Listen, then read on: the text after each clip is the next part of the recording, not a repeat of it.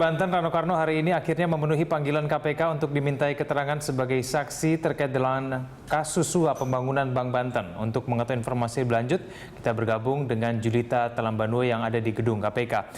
Julita, apakah ada perkembangan terbaru berkaitan dengan pemeriksaan terhadap Rano Karno? Apakah kemudian ada saksi-saksi lain yang diperiksa oleh KPK berkaitan dengan kasus yang sama?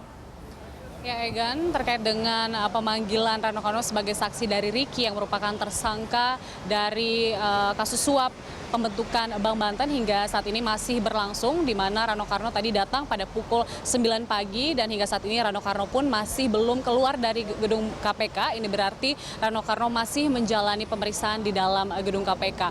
Dan adapun ia datang tadi bersama dengan ajudannya dan ia menyebutkan bahwa pada pemeriksaan kali ini ia mengaku tidak mengetahui terkait dengan pemberian suap yang diberikan oleh Ricky yang merupakan dirut dari PT BGD kepada dua anggota DPRD. Dan kemudian juga ia menyebutkan bahwa hingga saat ini Bank Banten belum berdiri dan untuk penunjukan bank yang harusnya diakuisisi ada 4 bank yang termasuk dalam kriteria tersebut pun belum ditunjuk ke salah satunya meskipun sudah ada satu yang paling mendekati. Namun proses ini pun masih harus ditunda dikarenakan masih kasus pembentukan Bank Banten ini terkait dengan kasus hukum yang ada dan kemudian juga ada rekomendasi dari Kementerian Dalam Negeri untuk menghentikannya untuk sementara.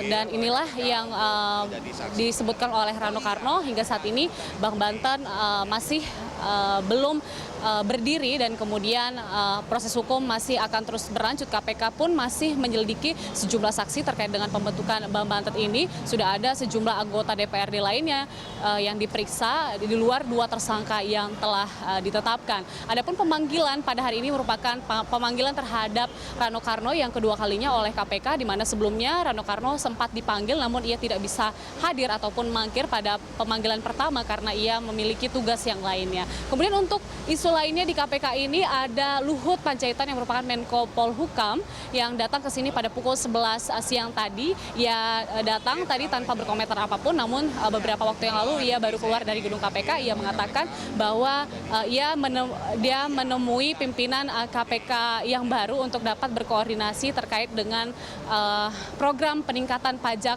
negara, di mana saat ini dari triliunan wajib pajak baru sedikit yang memenuhi pajaknya termasuk perusahaan-perusahaan besar.